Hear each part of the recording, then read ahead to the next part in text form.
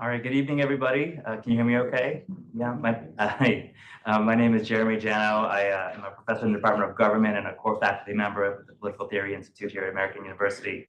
On behalf of Alan Levine, the director of the Political Theory Institute, who can't be here today, I want to welcome you to our final talk of the fall 2024 semester. Please stay tuned, keep an eye on our information channels for our exciting lineup for the spring, not yet announced. Tonight we are here also to welcome a new faculty member at AU, a colleague, a political theorist, Hansong Li. He's a scholar of international law and politics, ethics and economics, and the history of political, economic, and legal thought. He's published articles on Grotius, Baudin, Gentili, Montesquieu, Rousseau, as well as geopolitical thinkers of the 20th century. A classicist and Indologist, Li also writes on comparative theory and global thought. His book, to be published by Harvard University Press, examines debates over visions of world justice in Western, Indian, and Chinese tradition. He earned his BA at University of Chicago, MPhil at the University of Cambridge, PhD at Harvard University, and lucky for us, he's been with American University since August. So please join me in welcoming Hansong Li, speaking on A Common Justice, comparing Western, Indian, and Chinese traditions.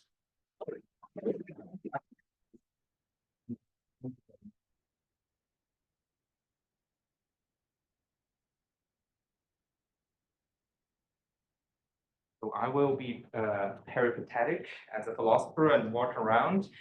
If you cannot hear me through the mic, just let me know. I'll try to adjust the angle of the mic. Yes, now it's better. Okay, great. Thank you so much for Jeremy for that very generous introduction. As you kindly alluded to, I'm a freshman on campus, and I'm going to be talking a lot about the ideas of justice in diplomatic encounters. But here today, I am sort of an ambassador from SIS. It surprises me sometimes how little we are in conversation with each other. So I hope that this is it proves to be a exemplary intellectual encounter between the two schools of political thought and reflection. So my topic today is common justice with a question mark. Comparing Western Indian Chinese traditions. At the end of the talk, I guess we'll come to different understandings of whether there is a common justice, or if there is, what is in common, at what level is it common, and how do we find, or can we find anything in common, especially in intellectual spaces where we seem to have the most differences. So it's an open-ended question, and I look forward to hearing and learning from you as much as sharing my own reflections and research. Let me start by raising the stakes and introducing some challenges and crises which may prompt us to think about the question of justice between peoples and polities in comparative ways rather than just in one standard canonical way, right? So we live in a time and in a country where, of course, we think about our commitment to different international norms over a spectrum of ideological differences. There are amongst us and around DC and around the country, globalists who have global commitments, and nowadays globalism is some kind of derogatory term. But then even at the other end of the spectrum, when it comes to America First, the ideological supporters and advocates for America First would still say that America First doesn't mean America alone. So in a way, it is a structural and empirical reality that we are embedded right into international and global systems and realities. And what is that system and reality? A large part of it nowadays are grievances. And what are those grievances? I have summarized them here in three parts. The first is a grievance, a structural grievance with the large systematic structures under which we conduct relations between each other. That is the economic system, the largely, I mean, sometimes it's described as a neoliberal economic system, Of course, that the US has now backed away from that thinking. It's no longer serving our interest, even though we were amongst the first to help establish it. And there's a security system that the reason why we were able to build international normative institutions in the 1990s was because there was an overarching umbrella of US security guarantees, right? Otherwise, we're really not talking about building international legal institutions and making treaties because there is no enforcement. And now there is also a rethinking about that. I mean, there's a rethinking about U.S. securities systems from within the U.S., and you're all acquainted with that, being from the SPA. But there are also grievances with, the implications of U.S. security mechanisms in other parts of the world. So there is a structural critique of the kind of dual system, the economic and the security that we live under. And there is a civilizational critique that perhaps other cultural constituencies, other communities who think about the world order and about world justice in different ways, their voices are really not incorporated into the founding moment of these international laws and norms, right? When we go around and convince people they should interpret and implement what we used to come up as international law, they would say, well, it looks culturally alien to me. And why is it that I have to subscribe to an international norm in which we did not participate to help co-found, right? That is a civilizational critique. We have our own cultural and civilizational perspectives. And those two combined really form a large part of the grievance. And then what do these claimants of grievances do then about the situation? The first option is to be selective in their engagement, right? Is to say that sometimes when it suits my interest, I will engage, but when it doesn't suit my interest, I will not engage. And how do you justify that? Well, you justify that by a very simple exercise of whataboutism, because the US also engages with international laws when it suits our interest, and we ignore there is anything called international law whenever it doesn't. So sometimes we would say the courts in The Hague have no jurisdiction over whatsoever over this thing, and the next day we will be condemning China for not abiding by and participating in those courts arbitration attempts, right? So the first response is to say, well, I'm just going to be selective because you're also selective. It's a selectivism plus whataboutism. And the second strategy is to play the game to the favor of the underserved, especially the post-colonial world. And that is by that you can think about South Africa in The Hague. So South Africa is not saying I'm just selectively engaging, but I'm actually going into The Hague and I'm using your institutions for to substantiate and further my vision of international justice. So that is an instrumentalization of what the West has to offer, but holding the West accountable for its own double standards. And the third approach is the proliferation of parallel regional interstate legal and political systems. We see that everywhere, alternative, global institutions, alternative interstate systems. We see BRICS, we see Shanghai Cooperation, we see the Eurasian Order, we see the Turkish initiatives, we see other kinds of regional international law that is rising within the scholarship of international law. Regionalism is now catching the attention of international relations scholars and international lawyers. But you may ask, well, you can have grievances, you can contest the viability or the virtue of the current international legal system or the international liberal order. But what do you have to offer? What is the principle on which you are making those grievances, right? And there are three answers to that. The first answer is the characteristically Chinese answer, which is to say that at the fountainhead of the reasoning about how to be a modern nation state, there should be multiple modernities. The Enlightenment is not the culmination of Western reason, which then proliferated and got received by all of us, but there should be multiple ways of reasoning about modernity. And you have a whole discourse on multiple modernities in the Chinese academia. Maybe you haven't heard about it, but it's a pretty common term that's being circulated around that part of the world. And then you have multipolarities. And the interesting thing about the idea of the multipolarity is, of course, that you have to be a pole,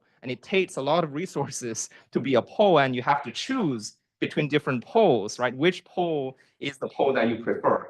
And then, of course, then we have different choices. If you're in Central Asia, you can subscribe to a Turkish vision of pan-Turkic regionalism. You can subscribe to a Russian sense of the Eurasian order. That means something very specific, right, about the post-Soviet Russian space. You can subscribe to a Belt and Road vision. You can subscribe to a Shanghai Cooperation vision. And of course, if you're in South Asia, you can think about that as a community in which India plays an important role, and Iran certainly has aspirations for that. So there are these multipolarities, but it's problematic for obvious reasons. The mantle of anti-colonialism is being claimed to build these regional, sometimes legal structures. And if you're a smaller power, if you are a middle power, of course, the question is which pole to go along with. And finally, you have multi-alignment as an option. And if you look at the smaller powers, middle powers, large parts of what we call the global south and the global east, there are different ways of being multi-aligned and so as to be strategic about it. So these are different ways of dealing with this a global fracture, and you can be certainly strategic about it. But what's common here is that there is a rising sense of need and necessity even to look at different ways of thinking about our normative principles and commitments. In academia, of course, there are a rising interest in thinking about international relations in different ways. Hence global IR, hence historical IR in different parts of the world, comparing ideas such as meritocracy and human rights in different traditions. And that is only like a recent interest that is still being developed. And in international law, I have a picture of something I personally participated in. It was a conference where we had a member from the Supreme Court of Israel, and this was at the Freie Universität in Berlin, and it was interrupted, of course, by the students, and that was a very difficult conversation, which shed some light on how difficult it is to do international law nowadays and to talk about the academic part of it without in the light of the dire realities that we live in. And given this context, there are more and more scholars who are interested in this alternative view of the international labor order. They turn to different genealogies of international justice. They turn to the global south. They turn to, I have colleagues who are looking at distinctly Chinese views of human rights and of international justice. And then there was a general questioning of whether or not this current UN-based kind of multilateral space is up to the task of negotiations, not between different interests, but between different normative views, between different philosophies of international justice. So today I'm going to tell you some stories and introduce you to some interesting historical episodes and encounters. In a way, I'm trying to advocate for a different path forward. That is a collaborative hermeneutic, that is a way of interpreting different normative sources of justice in the light of each other. And it would be an interpolitical thought more than a political thought. It is about the relations. It is about on what basis do we relate to collective strangers. If they don't share our epistemic and ethical principles, can we still talk? And what does it take to reason with those collective others, right? So these three examples are only cases.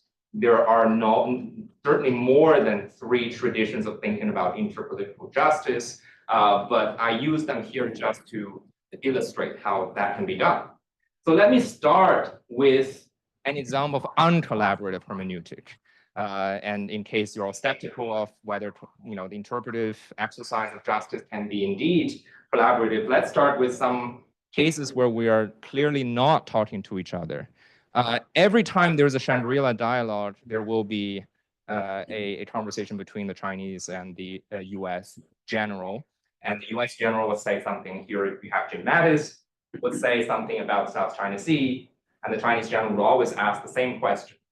They would always ask the same question about the law of free navigation, who came up with it and why we should pay attention to it. And the answer would always be it is a tradition in the sea since time began. It's always been there. But of course, we know that there are historical moments when these theories were made by certain philosophers in a particular time, in particular countries. And there will be also a question about the UNCLOS, right? If you're talking about the historical norms, then we were not part of it, but we are part of UNCLOS. We're part of the UN system. But then the answer would be the law of the sea is not the only law that we go by the sea. So if you asked about the UNCLOS, I can talk about Grotius and the freedom of the sea and the philosophy of it. If you asked about the philosophy, I can talk about UNCLOS. So there is a continuous talking past each other in these occasions. But we would be naive to think that the Chinese side doesn't know all about the freedom of navigation philosophy since time began, because they actually knew a lot about it. I've had a lot of interesting conversations on the Mare Liberum with Chinese scholars, and they would always point out, of course, that John Selden at the same time wrote Mare Clausum. So if the West came up with both the closed sea and the open sea, which one should I subscribe to? If I talk about the closed sea, I'm still using a Western hermeneutical, path. I'm still using a Western normative source, right? So it's the battle between different contestants of Western thought. And the reason why the Chinese know about it is because they actually used it back in the 19th century. So in this part of Europe, between Denmark and Prussia, it was a contested territory. So at the time, Prussia was beginning to consolidate all of Germany and was trying to assert itself as the voice for Germany, as unified Germany. They sent an ambassador to China to represent all of Germany. That was still contested, but the mission was sent. And then when the Prussian diplomat arrived in the Datu port, which is right off of Tianjin, and this is the way you get to Beijing, the imperial capital, they encountered 3 Danish ships. And the Prussians thought, wow, we were in war with the Danish, and here I am in China, and I see 3 Danish ships. We're still in war, right? By a simple reasoning of the law of war, I should be able to seize those ships, because in a state of war, you're allowed to attack each other. So they seized the 3 ships. And on the count that it was in international waters. And when the Danish went to the Chinese and said, complained, what the hell happened? The Prussians just confiscated our ships. And the Chinese said, well, we can do nothing about it. This is between the Europeans. This is within the West. We cannot do anything about it. But just at that time, there was a treatise on the law of nations published. And it was a translation. It was a translation of Henry Wheaton. This is the 1864, Henry Wheaton's Elements of International Law. Henry Wheaton was the US ambassador to both Prussia and Denmark. He came back and decided he wanted to be an academic. I'm not sure why, but he decided that was a good career. And he wrote some digests, these compilations, right, for the convenience of students. He wrote these digests of international laws of Eustantium, based on Vatel, based on Grotius, based on Bachelard, all these European international lawyers. And William Martin, this missionary to China, he decided that he wanted to translate Henry Wheaton's compilation of different international laws. He translated that and offered that to the Chinese. The Chinese read it and realized, wow, according to Eustantium, you're not supposed to seize ships within 3 nautical miles of the land of a different country. So, and then they went around and checked, well, was this thing done within 3 nautical miles? It turned out that it was within 3 nautical miles. It was already the waters of the Chinese Empire. And the Chinese brought this European book to the Prussians and said, well, according to your Western norms, Western international law, you're not supposed to do this. So I think you should pay something back to the Danish. So they paid 1,500 back to Denmark, and they released the 2 ships. The other one was so badly damaged they had to pay in money. So this is the first time and one of the rare cases where the Qing Empire was able to actually negotiate and mediate a legal dispute between two European empires off its coasts using a textbook of international law translated by a random missionary and compiled by this a retired US ambassador, right?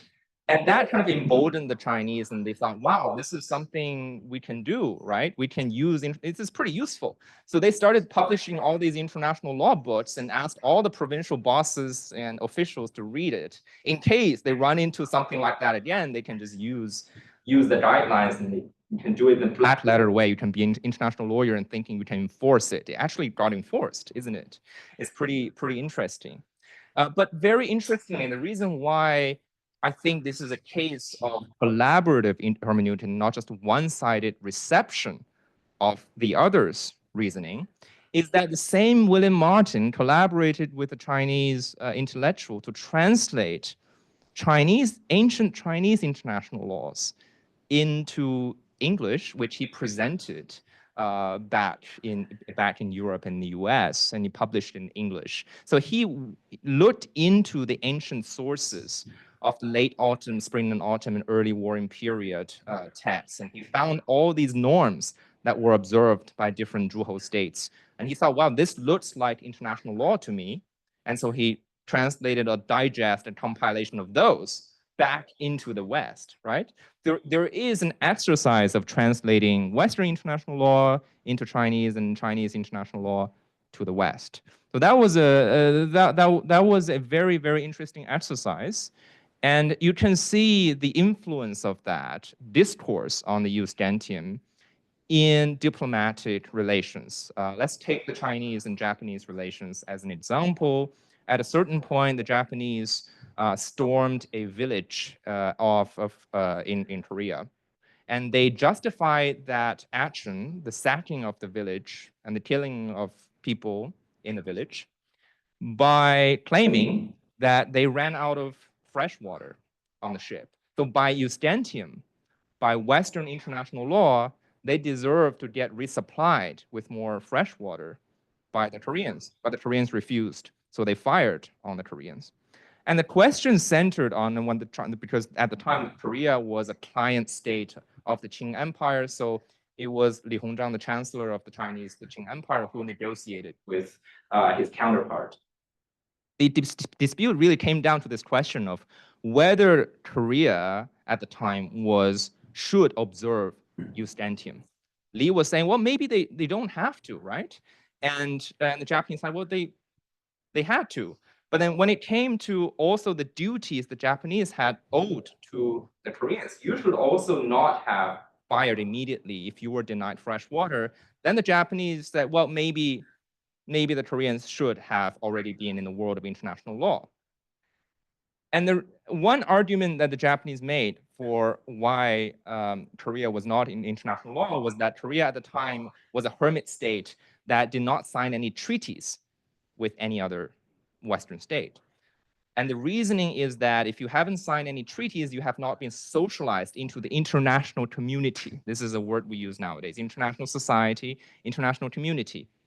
Well, then Li's rebuttal was that, well, they haven't signed any treaties, but they have relations with us, but we have signed treaties. So by the law of transitivity, they also were socialized into international legal communities already. So they went back and forth and were not able to agree on who is violating international law, when, where, and how. Then this thing happened. They started to talk about traditional Northeast Asian Confucian values.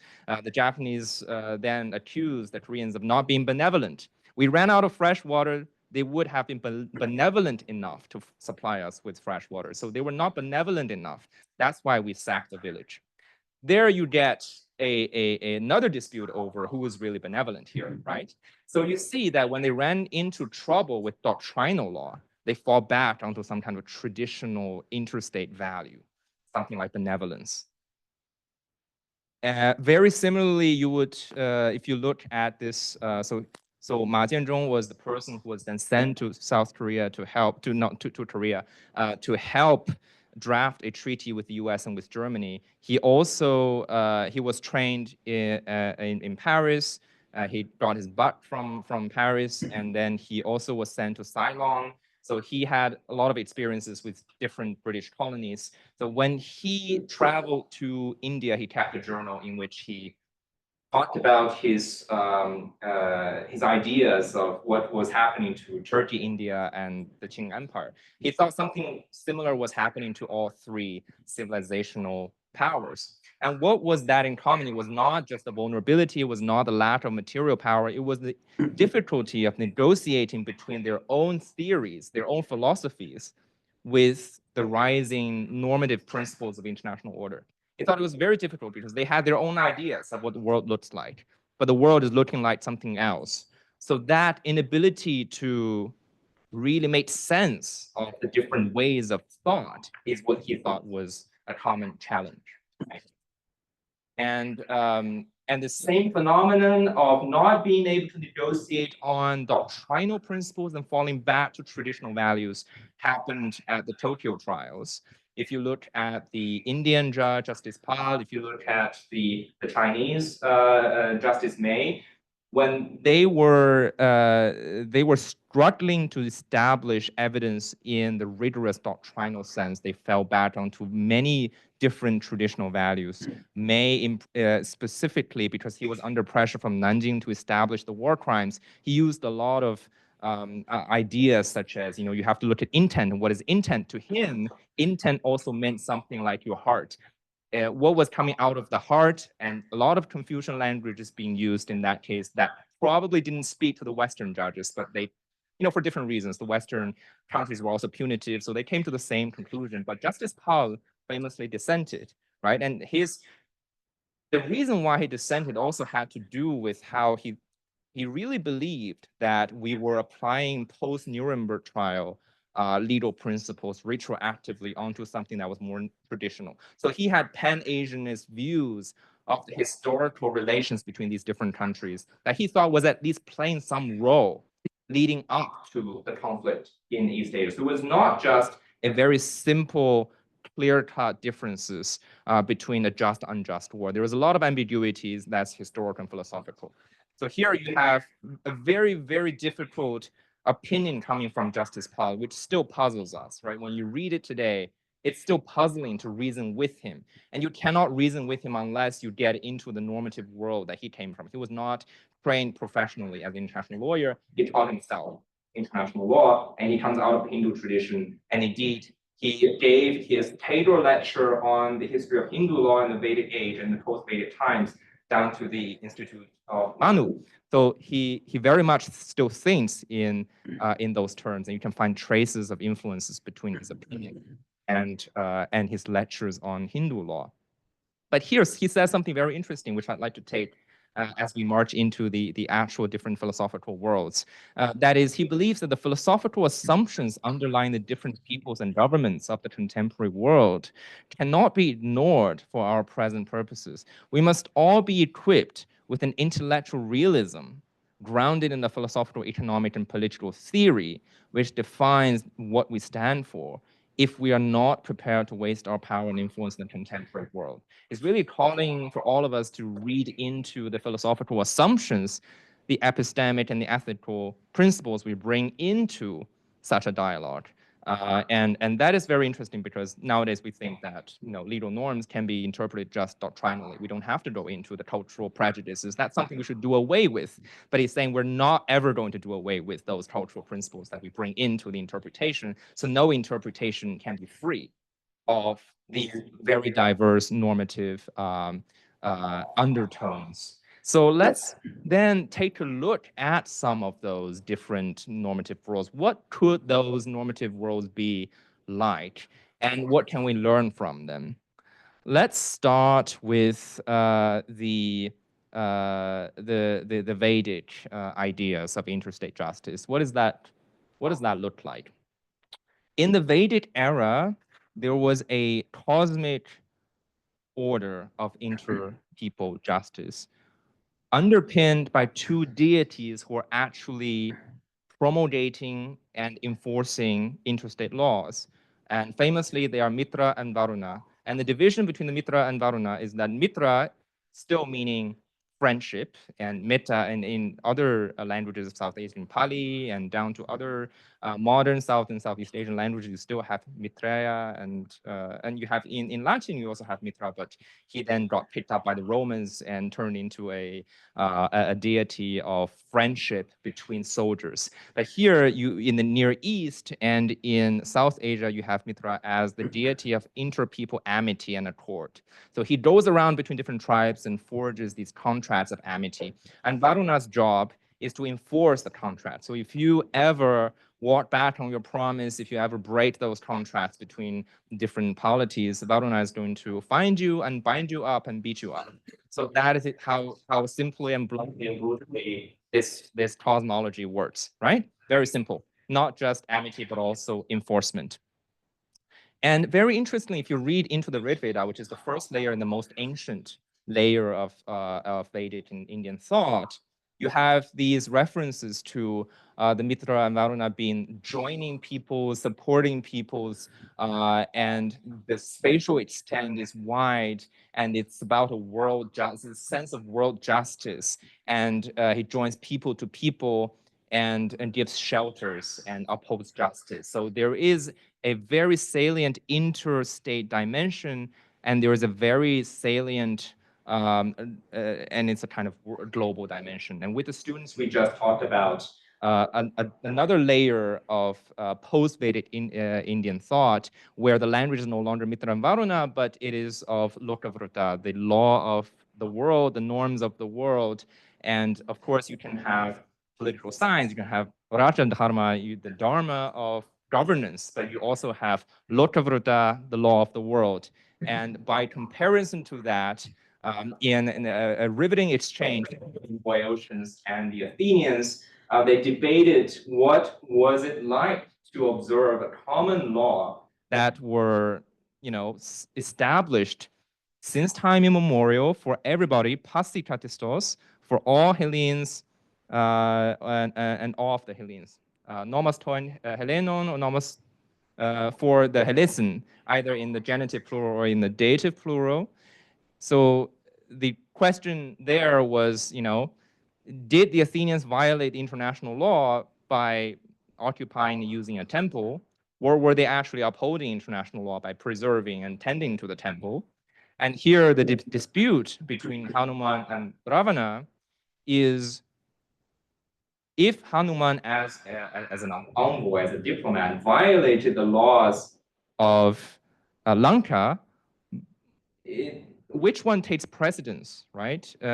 Is his violation of the laws of Lanka, of domestic law of homeland security, more severe, or is the international law that gives protection to ambassadors and diplomats more important, right? So there was a debate between Vibhishana and Ravana over whether we should observe the Lokavrata before we tend to the dharma of your own country, or the Raja and dharma of your own country. And you have something similar in the Chinese case, where the state of Jin actually helped restore the Zhou Empire. And then there was a question of how to reward the Lord of the Jin. And he asked for burial rights that exceeded the rank and the merit that he deserved. And the response is that I'm not sure, because they're beyond the diplomatic negotiations, but beyond the laws that we are negotiating here, there is a greater order of things. And the greater order of things is something that you should observe. That comes first. So in these cases, you have a sensibility that there are at least two layers of law. There's a law that applies to a polis, a polity, a people. And there's a law that goes beyond that. It's an interstate law, it's a common law, it's a law across borders, it's an ancestral law, it is a law of the world, however you want to call it, but there is an extra layer of law, right? And here you have Hanuman through the journey to the West turned into a Chinese monkey king, which is the protagonist of this bestseller video game. And you have different Ravanas in Thailand, in Sri Lanka, in Indonesia. So the memories are fresh still to the present day. So I wanted to also talk about this case because you may think that, well, there were some notions of common justice, but reality is oftentimes very cruel, and you cannot always afford to observe justice in very, very sensitive and heated moments. There is an interesting story where the Lord Xiang of Song, also in the late spring autumn period, he was in a battle, and the enemies happened to be in a state of disarray as they were crossing the river. And the suggestion was, of course, let's attack them right now at this moment because they're not in formation yet. We can do it. And the Lord Song says, well, that's not according to the ancestral laws. According to the ancestral common norms, we should wait until the enemies are in good formation. Then we test each other's prowess and we battle each other in the right way, according to the law of armed conflicts, according to the law of war. And then, of course, he waited nicely, and when the enemies were in formation, he got defeated resoundingly. And then when he came back to the state, everybody blamed him. I mean, you were so stupid. You should have attacked right there, right then, instead of getting defeated at the end. And Chairman Mao famously said during his own guerrilla warfare that I'm never going to be this Lord Song of Xiang. He's so stupid. I'm never going to be. Let's not be him, right? So he has become the symbol of folly. But there was an interesting interpretation of that. There's an alternative interpretation of that. Actually, according to one account, when the Lord Xiang of Song came back to his own palace, his, again, virtuous brother advisor came up to him and said, you got something wrong. It's not that you should not observe the ancestral norms. It's really that if you think about it, the real ancestral norm is that we should heed the advice of the heavenly will. We should heed the advice of heaven. And what was the advice and the counsel of heaven? At the time, heaven willed that your enemies were in a state of disarray. So according to ancestral norms, we should actually pay attention to the signs of the heavenly will and actually attack the enemies while they were in disarray in order to honor the will of heaven. That is the real ancestral norm, not the formalistic, the procedural norm of waiting until the enemies were in good formation. So you're right to heed the ancestral norms. You're not stupid, but you heeded the wrong ancestral norms, right? So you see that Mao's reading is on one level, of course, I mean, you can say that it's a battle between a virtuous, unrealistic a way of conduct versus a Machiavellian advice. But on the other hand, this question actually was framed very differently between his brother Ziyu and the Lord Xiangsong, as actually, if all these principles of that we still see in humanitarian laws, not to harm the elderly, right? Not to harm children, and always wait until everything is in order. Those are correct. But there was another layer of common law that you did not observe. So this is one reason why the common law may stand the scrutiny of skeptics, of realist skeptics. Another way of thinking about it is to think about the inequality of powers between states. So of course, there are common laws, but then you may say all states are going to be unequal in their material power. What to do with that, right? There are ways of conceptualizing that. And one way, if you also take another conversation between also a very interesting view coming out of a Boeotian general called Parondas. He said something interesting. He said eleutheria, the Greek notion of freedom. Freedom, to be free for a state, is to be in a state of matched contention, to be in a state of matchedness with your neighbors. That has been translated systematically as to be warring with other states. So be free is to always struggle with your neighbors. That's one reading. Interestingly, Hobbes didn't translate it that way. Hobbes translated it in the way that I think is correct, which is to be a state of contention, to be in constant contestation with your neighbors in material power, but also in terms of how you can argue for yourself, how you can exert your normative and cultural influences on each other, how you can debate with them. So there is a sense of being matched as normative powers, as material powers, as military powers with everybody else. And that is the idea of the antikalos. And that is a very interesting concept, yeah, because it brings in the notion of normative legitimacy.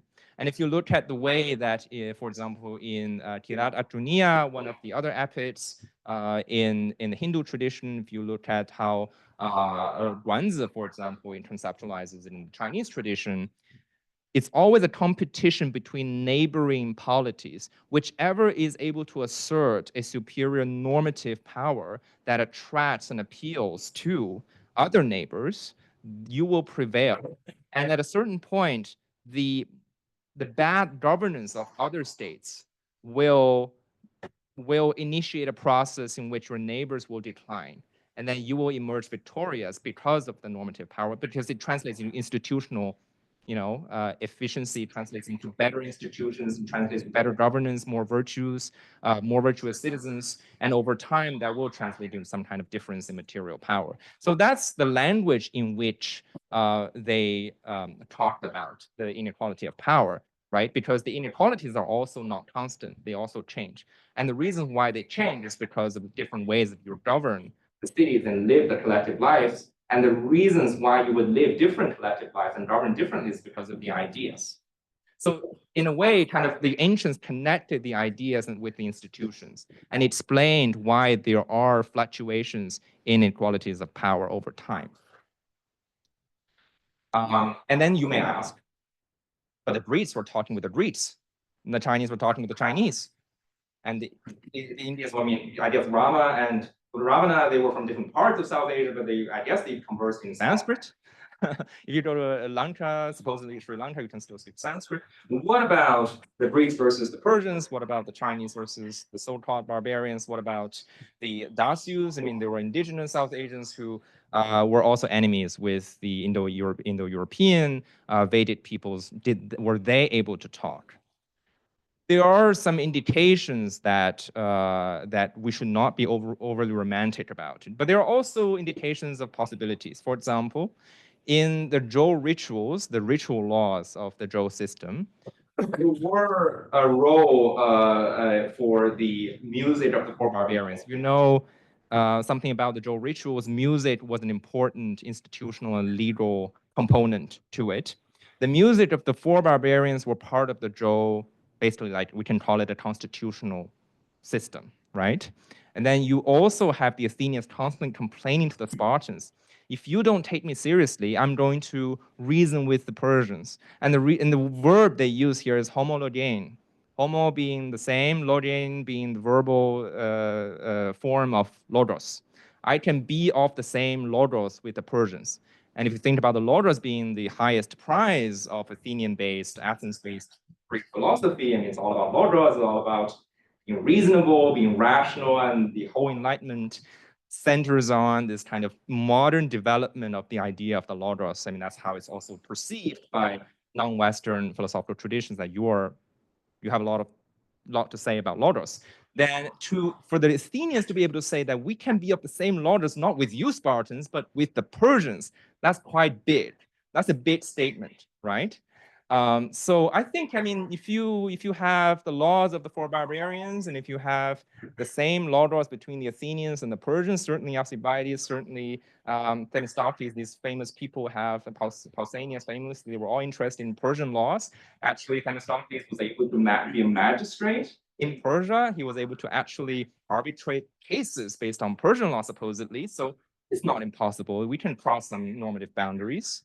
And yeah, and certainly there are references to different peoples also in the Vedic tradition, not to say there were not harsh realities, especially between the Dasyus and the Vedic peoples, but for us, right, it's a conceptual possibility that is worth exploring. And there are interesting notions of institutionalization, codification, authorizations. For example, when there was a case where two generals were in the battlefield in the Peloponnesian War, and because they were proxenoi of their own countries, they were domestic magistrates in charge of the welfare of visiting foreigners.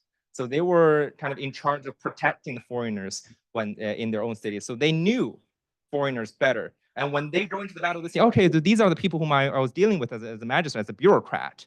So they got together and negotiated this truce in the battlefield at the moment of the war. Was it a good thing? To me, sounds like a good thing. Did they have the power and the authorization to do that? It's debatable, right? But it's very interesting how domestic institutions of governing foreign relations played a role in the battlefield. So people who are professionally in charge of dealing with foreigners, when they lead the armies into the field, they actually had second thoughts. And you also have this interesting role of the diplomats. And famously, Confucius, many of you may not know this, but Confucius was actually a diplomat at a certain point.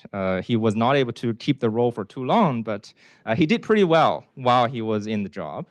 So he accompanied the king of Lu to a meeting with a much more powerful lord of Qi. So they were neighbors, and Qi was much more powerful than Lu. So Confucius had a pretty difficult task. At every moment of their contestation, their, I should say, normative contestation, they were able to defend the interest of Lu as a smaller power, because Confucius kept referring to these international laws. So such useless international laws.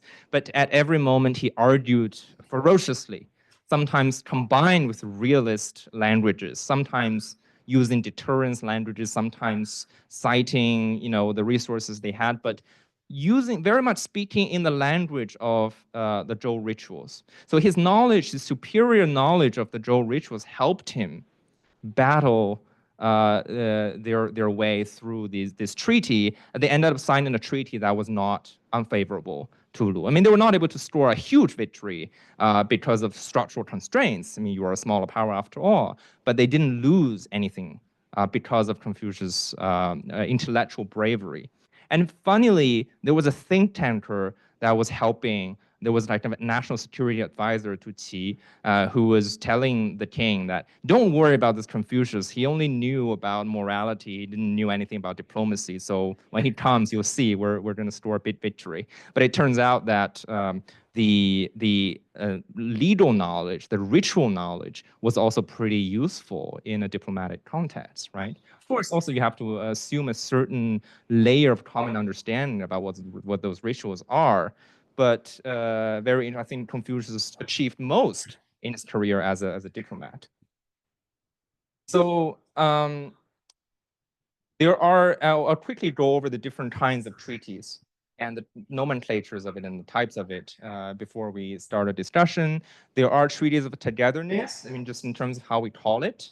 The sun prefix, right? The sin synthesis, right? The symbiosis, if you think about those prefixes, are cognate with the Sanskrit sam. And so you have all these treaties which are called sam or sin. And then there is also a sense of coordinated togetherness in the Chinese references to the treaties. And you have treaties of trust, a very famous case. You have the general Hammurabi going to war and realizing that the enemy summoned the help of a Hammurabi's ally. So this ally was allied with both warring parties and was in the field. The Hammurabi's general retreated, kept retreating and writing letters to this ally asking, what the hell is going on? How can you be allied with both? You have to make a choice, right? But there is an invocation of trust in that episode. There was an invocation that, I mean, we should preserve the trust, and to do that, I'm retreating as a signal of my trust, but then you also have to act. So you wouldn't expect that from the realist, ambiance of the ancient Near East. And there are binding treaties. There are notions of banta, literally is cognate with bind, if you think about it from the philological perspective. And there are treaties of actions of doing something and not doing something. There are treaties where you're not supposed to see. You're not supposed to be seeing the treaty and kind of not seeing, not hearing, but trusting in it. And there are treaties of space. in many ancient traditions is not about marking the boundaries, but about where you preserve the treaties. And if you think that this idea of moving treaties around is too ancient, I would just show you this very interesting case where in 1949, famously, the Chinese Communist Party brokered an inter-people treaty of all the ethnic groups in Yunnan by asking them to take an oath and put down their names and put in an oath. This is very Herodotian. This is very very ancient practice. And they have the stele here, and they got moved around. And during the Cultural Revolution, it's now relocated in this national park. It's if you look at it, it's very ancient. You have this probably in the 5th century BCE, right? Herodotus famously observed that the Scythians would take this kind of oath. They killed a cow and they drank chicken's blood, and it's very very ancient. But it just got renewed this year, and General Secretary Xi Jinping actually wrote a letter congratulating the renewal of the treaty. So yeah, so this is about the idea of knowledge, moral knowledge, treaty knowledge, and you have these terms of treaty in Arabic and Persian, which means knowledge. So just from the nomenclatures, you can see that there are different ways of conceptualizing interstate justice. That is not linear, that is not uniform, but quite diverse.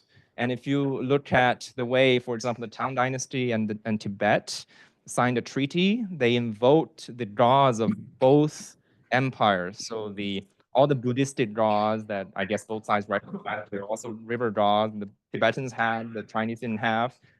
But also the Chinese had a lot of sages, divine sages. So everybody was invited to witness this. Very long list of witnesses, right? It's a pretty big effort to make sure that it is normatively conceivable and imaginable to both sides.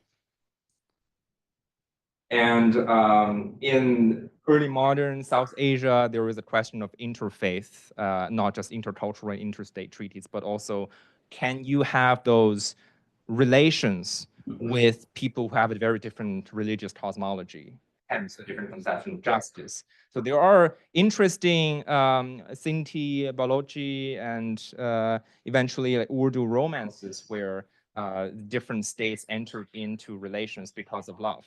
And they do it at the time. The way of doing it is to write romances about a Hindu prince versus a Muslim princess, and a Muslim prince versus a Hindu princess, how the love bound the states. And that is a kind of literary way of talking about the same idea of justice. Finally, there is a sense of psychology, of the moral psychology of interstate justice. You have over-enforcement being a source of embarrassment. When the Romans stopped the war in North Africa by forcing the two sides on the ground not to step out of the circle, there was this embarrassment on the part of the historians that we were intervening too much. And then there is also an embarrassment when it comes to under enforcement and under obligation, when the Romans knew that they should observe a certain duty, but because of realpolitik, they did not. There is an overwhelming sense of shame that the Roman senators were so ashamed that they couldn't bring themselves to talk to the diplomats, right? There is a very interesting sense, and then I guess those abilities really says a lot about how much they cared about it. Even when they were breaking it, they kind of felt that it was not the right thing to do. And with all of these sources, I'm just trying to posit a possibility of something that the Athenians and the Samians said in their treaty, which is to deliberate in common, to koine buleostai, but while maintaining their autonomies, their own autonomia. And the reason why this is important is because, again, just as the sharing logos was quite a huge statement, to share the boule is also pretty big, because the boule, as the institution of deliberation in democracy, is the assembly where you collectively decide on things. This is the symbol of democracy. But if you can deliberate and do the boule thing in the verbal form, bouleostai, in common, koine, the same, it's also cognate with the English common, then it really says a lot about, and I guess to democratic theories, right? Can we only reason democratically within a demos, or can we also reason democratically with other peoples? It's a very interesting question if you can enter into these relations while preserving your autonomy. And I think the way of doing that is, again, to look into the different philosophical and economic and political theories so that the common deliberation can be done while preserving the autonomy. So yes, so at the very end, my suggestion for the common justice is not that, as you can see, these are wildly different ways of conceptualizing justice in interstate encounters. Sometimes it's an extraordinary moment of war, right? Deliberating what is just in war and peace. Sometimes it is a more ordinary sense of maintaining treaties, of maintaining relations, of relating to each other on certain normative grounds, and of understanding what the other side means by certain claims of justice. But what is common is a kind of quest of and commitment to a sense of justice across borders, first of all. Justice is not bounded by the borders of the polis, right? That we can establish because of this overwhelming evidence that we talk about justice across borders. But secondly, it is also about a shared capacity to reason beyond and between different systems of thinking about, different frameworks of thinking about justice. And there are certain limitations to how much language, how much cultural and cosmological language you can share with collective others who may not understand your epistemic and ethical framework. But also there are signs that the ancients were trying to do that. And by navigating those very different stories, we are also doing the collaborative hermeneutic in the sense of crossing the boundaries of ways of thinking. So in a way that by visiting these normative sources, by reading these stories, we are already engaging in some kind of collaborative hermeneutic in search of a common justice. But the work will be ours to find common grounds of negotiating different senses of justice in our own time. But here is just one of the reasons why we should not despair entirely and question our capacity for doing that, because we have always been searching for that possibility. So thank you so much, and I look forward to our conversation.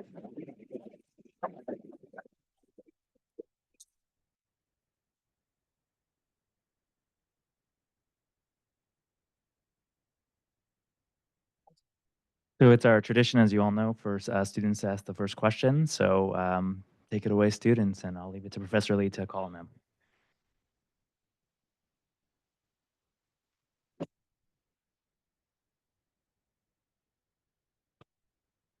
Hello, thank you very much for your lecture. This is a somewhat tangential question, but I'm curious about, I find the evidence you've put together here fairly compelling. I'm curious what you think the philosophical implications of this are from an epistemic point of view. That we have, although is a lot of differences between the concepts of justice across cultures, there seems to be at least a framework that's fairly similar.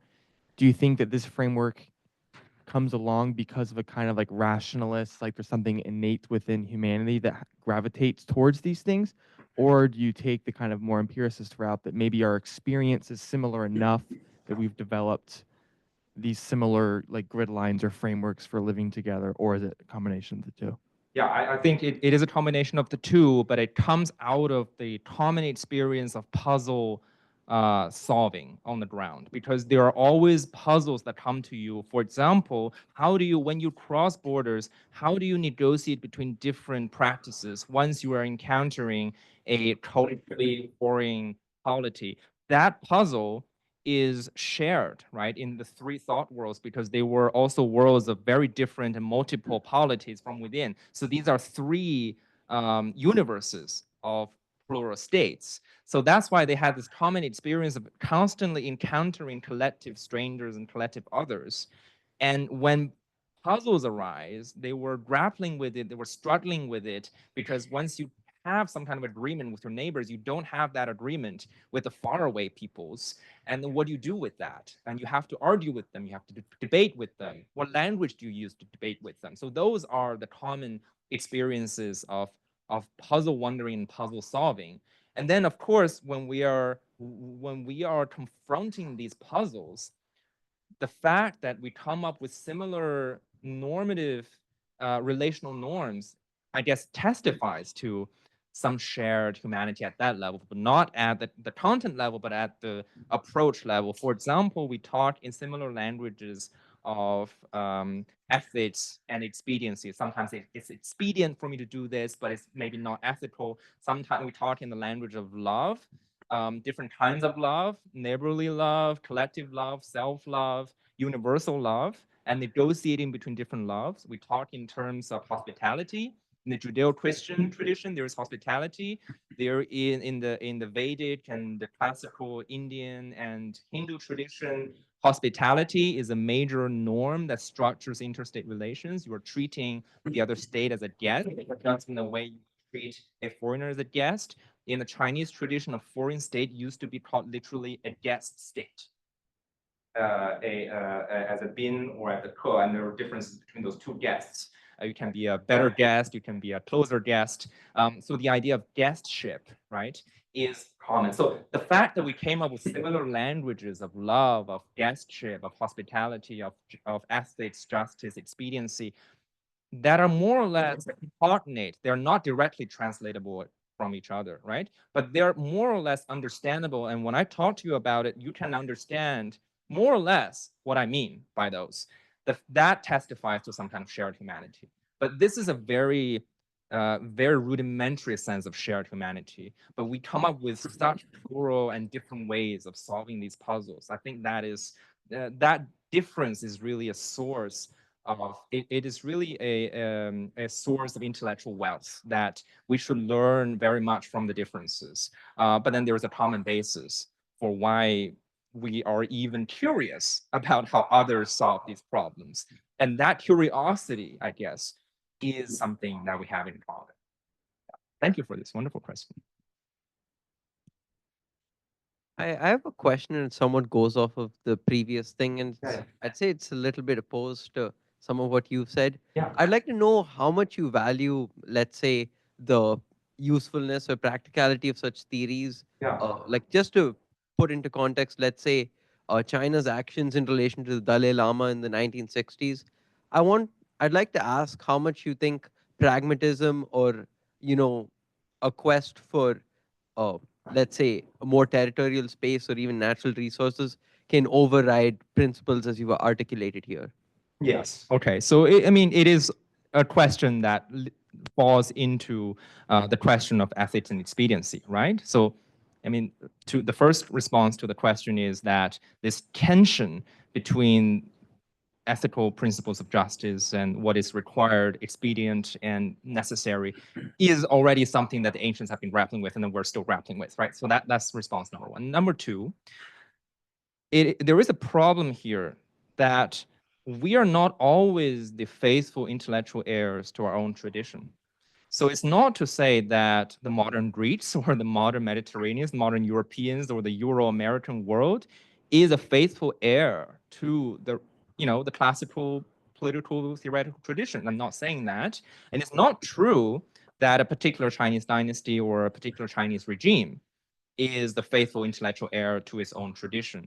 It's not true that the modern Indian state or other South Asian states are somehow, minding certain precepts from a certain period of time that falls into the same geography. So that it is already an interesting phenomenon that we cannot completely claim intellectual sovereignty over our own traditions. That is one concern. The other concern is that these traditions are always internally contested. So there are different ways of interpreting and choosing between different strains of thought within those thought worlds. So between these two difficulties, the fact that we don't always heed tradition and that there are many things in a very particular tradition, so it's very hard to establish a causal link between having a tradition, observing, and acting a certain way, right? But why I think it's useful, and this gets to your question, why I think it's useful to look at these normative sources is that they very much mediate the way we think about what is, you know, a normatively desirable world. And those normative visions are there when we begin to think beyond the current constraints. For example, between the Chinese and Indian borders, right? How do you solve that structural and historically contested case? But how can you really solve it if you don't understand it in civilizational terms, right? If you don't understand that the claim between these two powers was also historically a very different picture. There was much more fluidity across imperial borders in a way that we cannot imagine in the age of nation states. So if I were given the choice to find a solution to that, right, I could give you my solution.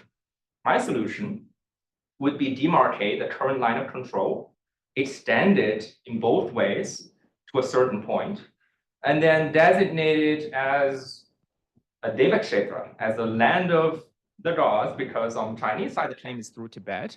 There is a civilizational claim there. It's not through Beijing, right? The Chinese side claims the territory in virtue of it being southern Tibet. And on the Hindu side, of course, there is a civilizational claim that this is ancestral to as a kind of intellectual fountainhead to the Hindu culture. So there is a way of negotiating between these civilizational visions and then creatively reconceptualize that border space as something that is culturally and religiously significant, in which, you know, there can be different institutions of patrolling it, but it can be devoted to, you know, different a pantheon of different divinities. When those culturally and civilizationally minded solutions are not there. Right now, it's all about redesigning the mechanisms, how to control it. So I think the lack of imagination, the poverty of ideas, has to do with an ignorance of these philosophical worlds. So the short answer is, of course, not that having these means that the state actors always behave differently. They don't. But these are the normative, alternative normative resources can help us solve structurally intractable problems by inspiring us to think differently about the same problem. So that's my answer to it. So the culture doesn't overwhelm and dominate the structural problems, but the normative can help solve the structural problems. And we're currently really suffering from a poverty of ideas and poverty of imaginations. And this is where an intellectual exercise like this could help us. But it's only one piece of the puzzle. There are the structural problems and there are the normative debates, and they should be able to help each other. Right? Does that help answer your problem? Your question? Yeah. Oh, no, sorry. Oh yeah, we can go around. Then I'll ask mine later.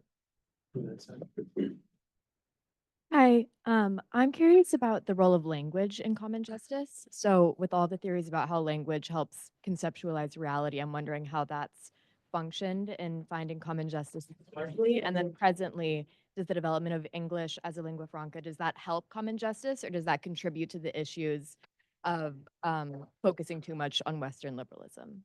Yes, great question. So I think there are two levels of language here, and one is the literal language and the morphologies and the philologies, different references to and ways of thinking about justice. So you literally can trace how words about justice, of justice, they evolve over time, right? They're received and recreated and reimagined.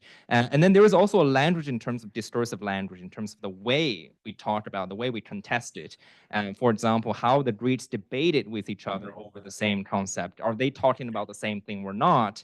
And this is a more kind of it is at a higher level of language. It is language in terms of language systems. And then I think in the contemporary world, we are really not doing well on either account, right? We are not understanding the significance of having different words about justice. So we're literally not understanding what each other means. And when media picks up a certain phrases from a different language and translates it, usually it's misinterpreted. So that is one problem in diplomacy and in people-to-people relations. And the other problem is that when you don't understand the discourse or this language systems, the habits, you know, you have the habits of mind for here, right? The habits of mind of different polities and peoples, then of course you're talking past each other, not just at the linguistic level, at the semantic, at the lexiconic level, but also at a much larger level, which prevents you from really signaling meanings, and it prevents you from coming up with mutually intelligible, culturally sensitive solutions to these kinds of problems, to border problems, to structural inequalities, to other things. So I think these two senses of language and linguistic deficiency that we're suffering today, they have a lot to do with each other. And I think having a lingua franca helps, but also what is the lingua franca doing? It could be perpetuating ignorance. It could be perpetuating, disseminating a certain conventional wisdoms, or it could help us build a common basis on which then we can learn how else to think about the problem and be more intellectually subversive and creative and adventurous. So I think, I guess it depends on how we use the lingua franca, right? To fall back onto it as a safe, as a safe and secure and comfort, as a comfortable conventional wisdom, or to use it for more intellectually creative exercises. Yeah.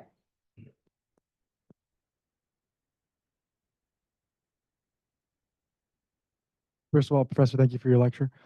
Second of all, you talked several times throughout your lecture about like instances where like an entire battle between people where people were going to die was averted because of one or two voices of reason. I wanted to ask you, what's usually the common denominator between those voices of reason? Like, what's that common characteristic found within that one person who stops the fighting? Yeah. Yeah, I mean, there is, in those extraordinary cases, the common denominator tends to be larger. It tends to have not only a common understanding of what these, well, common norms mean, but also a lot of common interest, a lot of common institutional norms, common sense of what is really good as expedience, in terms of expediency, what is good for you, right? When, for example, when we were just talking in the seminar with the students, the argument for justice is always accompanied by an argument for utility and for interest and expediency, right? When Vipassana remonstrates against the decision of executing Hanuman, the idea is not only is this violating international law, but also ancestral law, but also it is not good for you because you're starting a war. You need to do it in the right way. There needs to be formalities of war. You need to send the ambassador back to announce the beginning of the formal war, and so it's not good for you, right? And in many similar cases, it's always a common denominator beyond just a philosophical agreement at the principle level. But I think that in cases where you cannot have one debate, I mean, these debates are also romanticized and dramatized. So in real situations, complex situations, you cannot rely on two philosophers, statesmen, diplomats conversing with each other to avoid calamities. But I think the role of common understandings of even not the same common norms, but maybe you and I have different senses of the common norms, that understanding is also helpful. It helps you push the debate further. Whereas nowadays we do a lot of interstate debates which are really talking past each other, which is really a waste of time. So how can we actually contest norms? To strengthen our capacity to contest norms, not to have common denominators, that is even a lot to ask nowadays. And I would be very happy if common justice turns out to mean that we can, from now on, through mutual learning, through collaborative interpretive exercises, actually contest vigorously with each other and know what we're talking about, right? Instead of talking past each other, which is what I think in most cases are happening. So yeah, so my not so idealistic but equally passionate plea for this. Thank you. Thank you.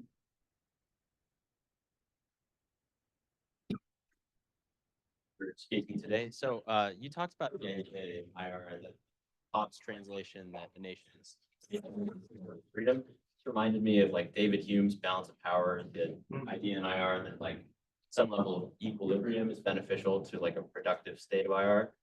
So what I was wondering is, do you think that more contention or a balance of power lends itself to a more robust form of interpolitical analysis? Like, does more global multipolarity let us confront each other more readily in an interpolitical way?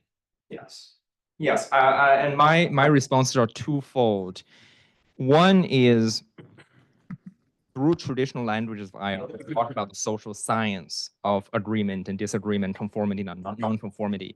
A lot of scholars, and here I list some of them, the 3 articles here, there are scholars who find strong empirical evidence suggesting that over-legalization, turning everything into legal parametrics, and judging everything based on that and punishing deviations, right? Always doing the right thing. Sometimes it crowds out some deliberative exercises that could have led to an agreeable agreement that turned out to be violated at the end with the over-legalizing way. So there is some evidence that doing it too formally and less deliberatively, less discursively, less philosophically, let's say, is actually harming the actual outcome that you want to get at, right? There is that one, so that on one level, I think, having more normative contestation will help get to the agreement. Because once you clarify what actually the contesting means, right? If you really think that it's an adversary with a different view, then getting to know what the adversary really thinks helps you get to the agreement that you really want, or at least understand the reason behind the nonconformity and the deviation. So that's number one. And number two, I think, if we abide by within the Western tradition, let's talk about either the liberal theoretical tradition or the critical tradition in Frankfurt School, whether we're talking about other political theories, usually there's some kind of discursive ethics, and it's not. It is everybody has some sort of standing of me who gets Socratic discourse ethics, going on the street and chasing after each other, and challenging their views, arriving at more wisdom at the end. It's some kind of discursive ethics. But the question here is, and the question for Habermas certainly is, do you want to do this just within a certain sphere of the world, or do you want to extend it beyond, right? That is the real question, because if you just do it in Frankfurt, and I was just in Frankfurt a few weeks ago, if you just do it within the city of Frankfurt and be your discursive, ethical person, you can do that. Everybody speaks German, everybody's read Adorno. But if you do that in Athens, in Greek, you can do that. And if you do that in the US, it's increasingly difficult, but we still have a certain set of texts we can allude to as a kind of common basis. But if you really believe in the principle of discursive communication, the ethics of learning something out of disagreement, then in principle, in theory, you should not think that it doesn't extend beyond our borders, right? In principle, you should be able to do that with other peoples who have very different philosophical views. But then there the question is, you are talking about this talking between different epistemic worlds, then that becomes very difficult without additional learning about what they're all talking about. So it's challenging, and I think that but it's also necessary, because unless you can say that there are spheres of discourses, then we can just live within it. I don't think that's doable. It's not realistic. It's empirically impossible to do that. And the alternative is to go beyond your border, talk to people, but not knowing what they are really talking about.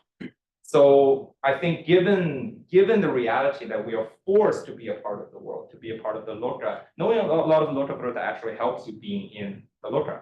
So that is the second reason that I think multi-normative contestation is not a bad thing, because you have to live with it, and doing it better is better than doing it worse. And the first answer is that sometimes just to get to those contracts, treaties, agreements, it's better to leave some space for debate. than to crowd it out completely with, writing out everything. Sometimes that backfires.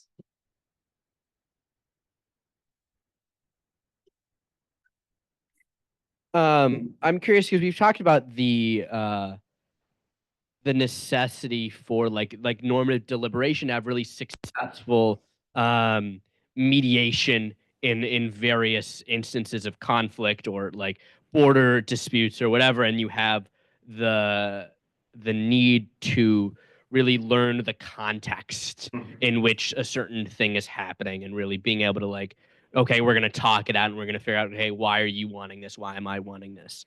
But I feel like often that is very like, that process is often very specific to that own, to like, and being able to find this common justice is very specific to like an instance of conflict.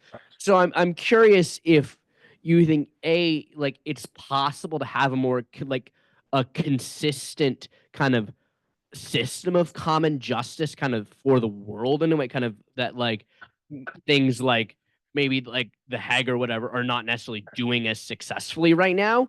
And do you think that we should do it? Because and really speaking of like, yeah, we've agreed that we have this kind of base level of like humanity and common justice, but like we obviously, as you were saying, we solve those problems very differently. Yeah. And so it's kind of, can we do it and should we do it? Yeah, great question. I think there are two approaches. One is what I could call, I mean, in its crude way, kind of golden rule approach, and to set up a certain set of golden rules that you can find resonances from, across different disciplines, different traditions, different worlds and cultures.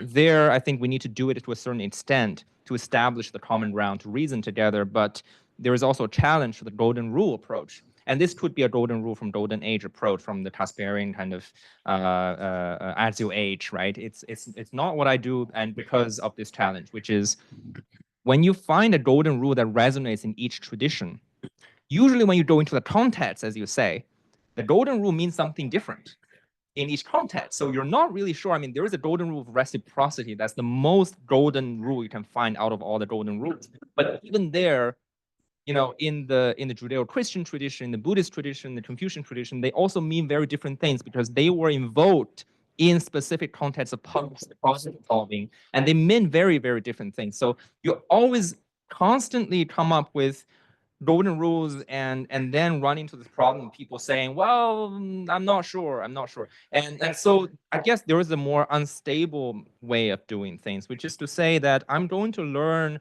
all about how people debate and dissent from within different traditions, and I'm going to build up my capacity of tapping into the problem-mindedness of these different peoples and different cultures, and gradually with that capacity, the next time I run into a very specific context of conflict resolution, let's say, I'm going to have enough prudential judgment to think and argue creatively and make sense of myself and to understand what issue is at stake. That is a little bit more unstable because it is about building capacity and then unleashing that prudential judgment. But again, I mean, that is the Western tradition as well. It is about building up your reasoning capacity, and once you're in a position of power, let's say, then you have more prudential a judgment, right, than otherwise. So I personally think that we should do the first to a certain extent. We should build up a common set of norms, especially a dialogical norm, an intellectual norm of thinking with each other. But then with that norm, not to build up a whole system of law and to recount the entire Tower of Babel and to resurrect the primitive, quintessential human laws and abiding by it, but to take that and do the second, which is to say that I'm going to learn all about how different peoples and politics debate justice. And with that knowledge, I'm going to go into specific cases, and I will be in a better position with that knowledge to negotiate and to make sense. So that's my choice, but I think the first one will also be a heroic project. Yeah.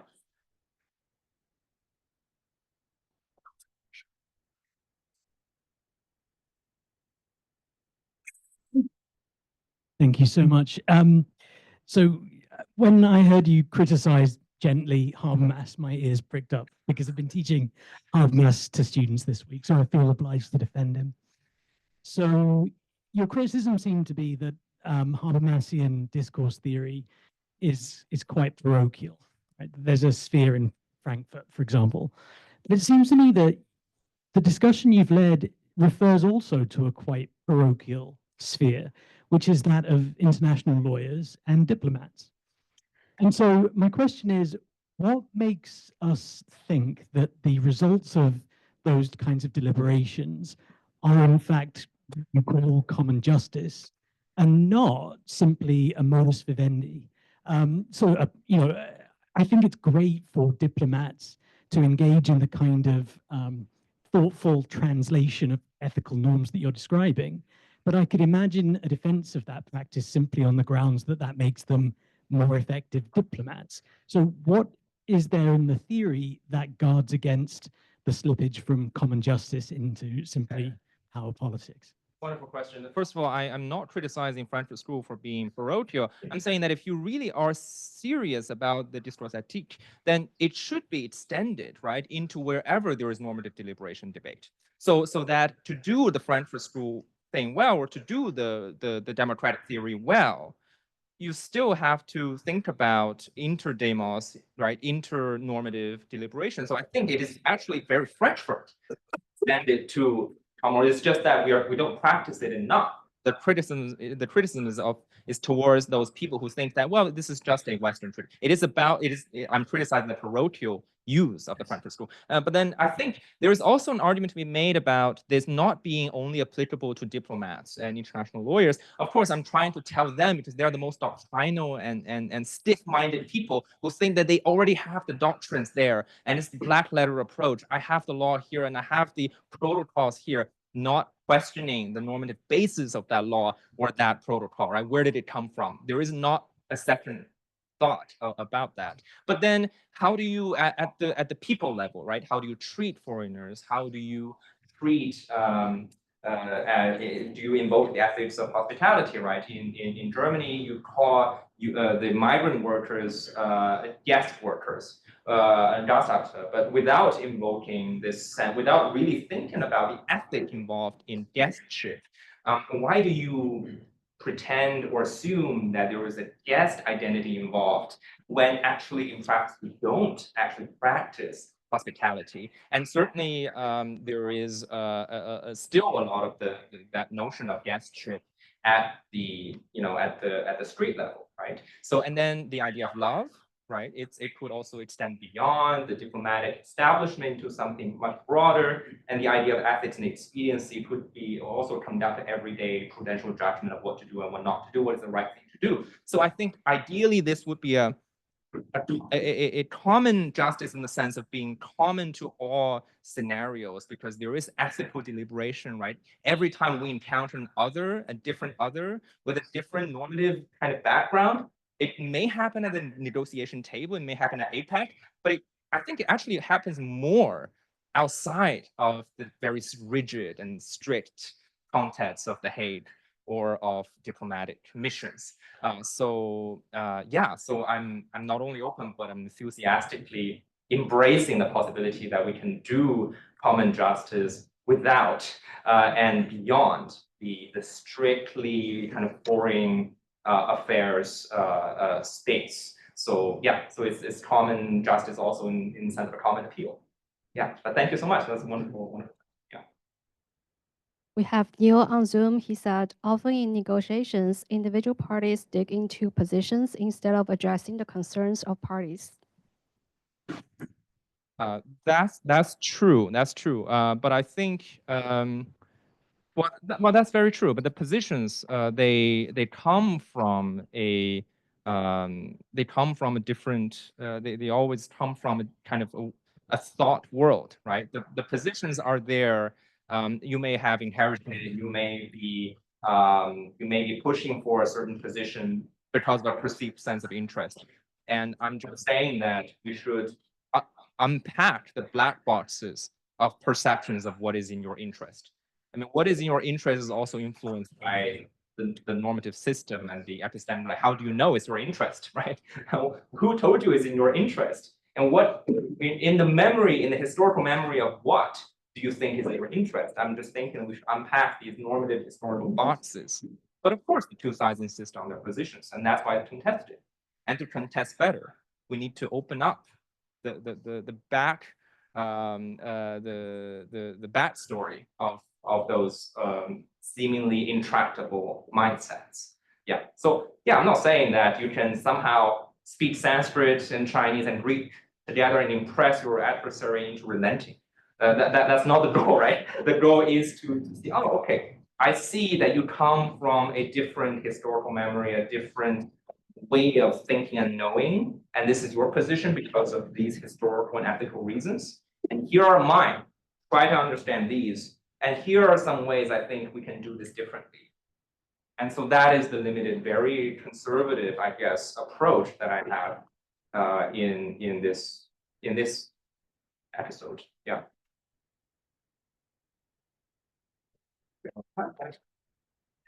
Once again, I want to give a thank Timely and also timeless, given his references to many historical events. So thank you for attending. Keep an eye out for our spring events, and good night to everybody online.